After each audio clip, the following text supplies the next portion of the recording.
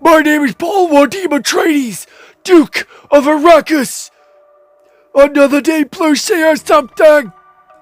What is poppin', y'all? Welcome back to another YouTube video. Today we're taking a look at Dune Prophecy.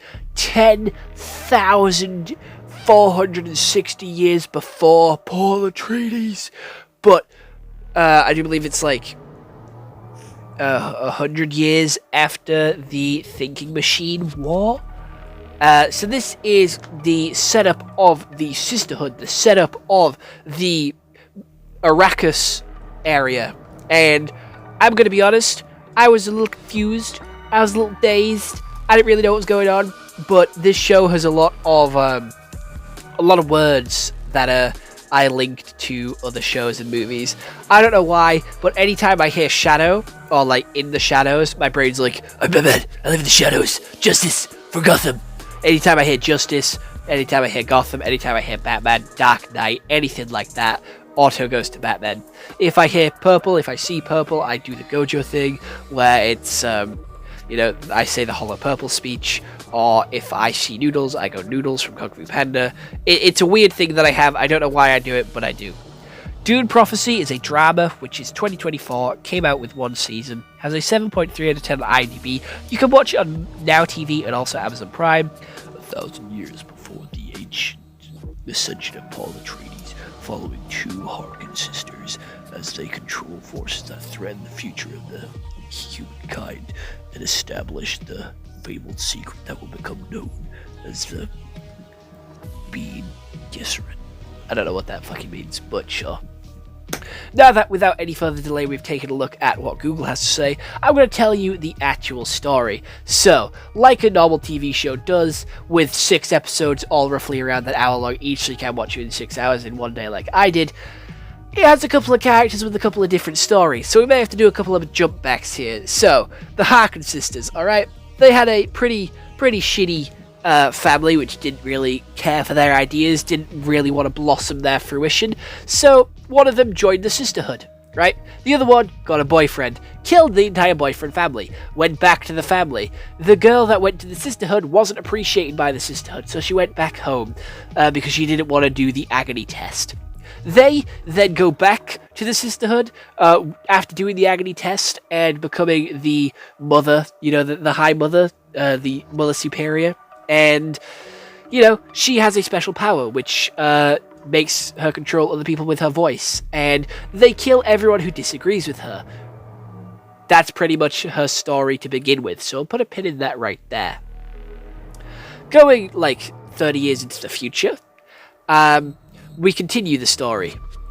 And, she continues killing people that disagree with her, and she is trying to manipulate the decision of the Emperor, because she manipulated him into getting with this girl so that they can have a daughter, and that daughter is what they want. Alright, that daughter is then arguing with the father, and their soldier, who was sent to Arrakis to harvest spice, was eaten by a sandworm, attacked by thinking machines, and put robotics in his eye, which made him a machine which could burn people alive without using flames. So, he then worked for the Emperor and killed his daughter's husband, which is a 9-year-old boy who had a thinking machine lizard, and whose father had a load of warships in the airspace which they needed to take to Arrakis to secure Arrakis.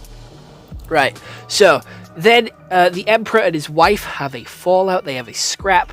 The Emperor then starts to fuck one of the sisters, and his wife starts to fuck the soldier, and obviously the wife takes over and uses the Emperor as a puppet. The sort of fire guy keeps everyone in control, and he goes looking for spies, goes looking for people who disagree with the Emperor, and try and kill him and foil his plans. And just so you know it, the Emperor's daughter is in love with the swordsman. The swordsman is working with a Fremen, who is working with another group of assassins to try and plot and thwart the Emperor. And they obviously work together. The Fremen is actually working with the Sisterhood as well. Big plot twist, okay?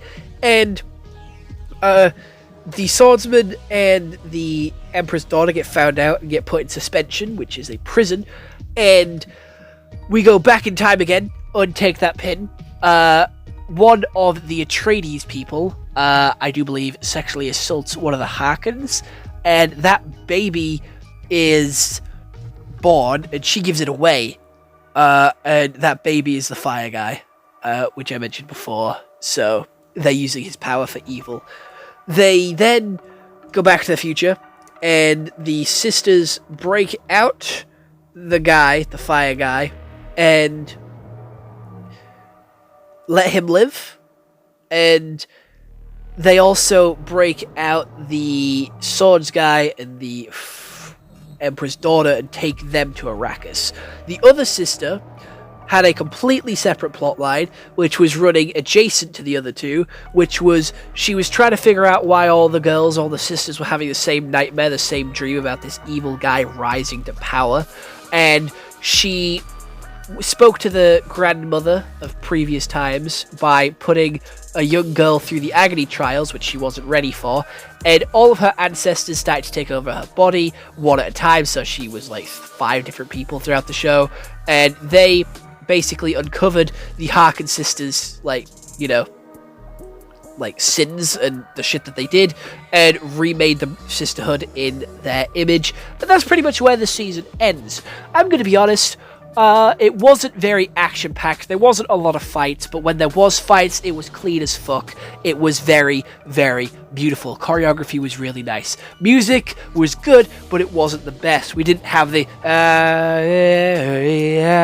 that we had from the Dune movies, which I really wanted to hear, even just if it was at the end of the 6 episodes when they actually made it to Arrakis. If we got that music then, I would have fucking jizzed. I would have fucking come. Because that sound is fucking incredible.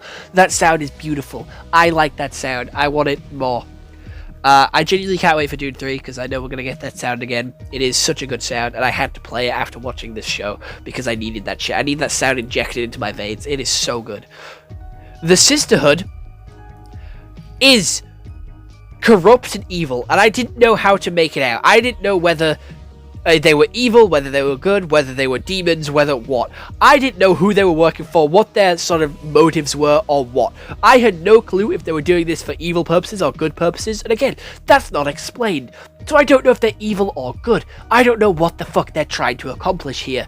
That shit is complex, and I really liked that. I liked not knowing who the good guys were, who the bad guys were. All we saw was bad actions, good actions, and decisions being made, which led to other things, and trying to work out whether they were good or evil was a completely different matter. I liked that. That was fucking with your subconscious and making you, like, sympathize or connect with the characters, not really knowing if they're good or evil or what their intentions are, and I really fucking liked that. That was really good. That was intense.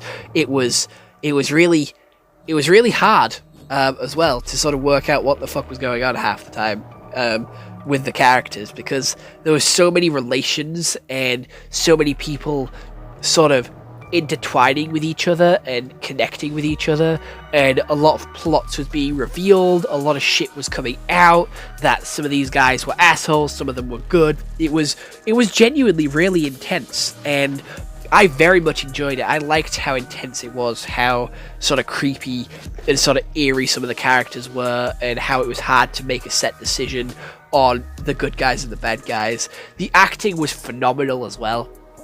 Acting was just fucking really good, and it made you care for characters that don't actually appear in the Dune series. It made them important, it made them, like, needed and exciting, and I really liked that, because I didn't expect to sort of care for some of these characters if I didn't, you know, if I knew they weren't going to be here in the Dune series. So getting to see them and actually getting to care for these guys was really interesting, and it does expand the Dune world, like, pretty hugely, to be fair, because it shows how they got to Arrakis, why they're on Arrakis, and why the Atreides are in control, which is just because they took him. They literally took an Atreides and just continued from there. They took an Atreides to Arrakis, and that was it. And they didn't even mean to take an Atreides to Arrakis, so they had to alter their plans and make a new one on the spot, on the fly, which is fucking huge. Like, this story is insane. Also, burning someone with your mind, pyrokinesis is fucking insane as well. Holy shit. Having pyrokinesis is wild. And also the introduction of thinking machines. I don't think they spoke a lot about thinking machines in the Dune movies. I thought that concept was really fucking cool. I thought the name thinking machines is fucking stupid. Like, thinking machines is just AI, right? Like, AI is just thinking machines, okay? Like, calling it thinking machines feels very prehistoric and very ancient times. And that's what this kind of is.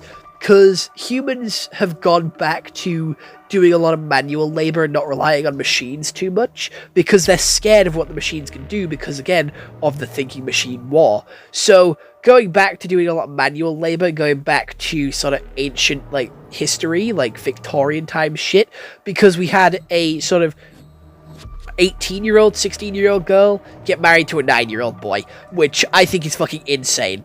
What the fuck? No boy at 9 should be getting married. These guys are like thousands of years in the future from where we are today. Like, there's no fucking need. Why the fuck have we reverted back to arranged marriages with children? That's fucking insane. That shit's wild. Why the fuck have we done that?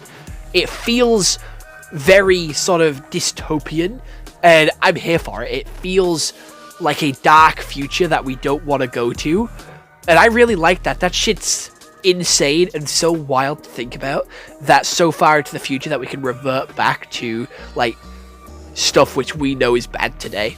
It is wild. It's a wild ride, and I really enjoyed it, and I hope that we do get a season 2 because I would like to see how, you know, the Atreides fare on sort of taking over Arrakis from the Emperor. I do believe it is a 7 out of 10 because there is some things that could have been better, but I very much did enjoy it. So other than that, bye-bye.